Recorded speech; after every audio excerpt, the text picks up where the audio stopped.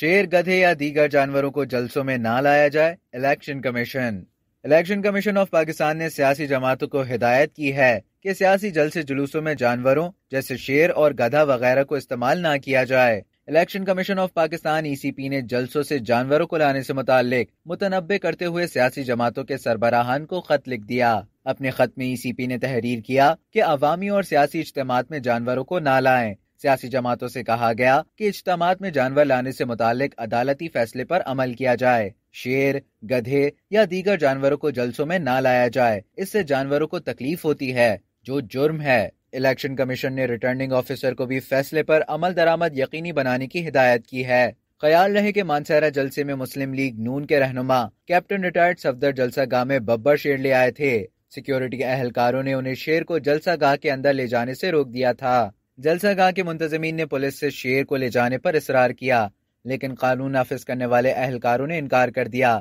جس کے بعد شیر کو واپس بھیج دیا گیا تھا۔ اب تک کے لیے اتنا ہی۔ مزید خبروں اور نیوز اپڈیٹس کے لیے ڈیلی جنگ کو سبسکرائب کریں اور بیل آئیکن پر کلک کریں تاکہ تازہ ترین ویڈیوز کا نوٹیفیکیشن آپ کو بر وقت موصول ہو۔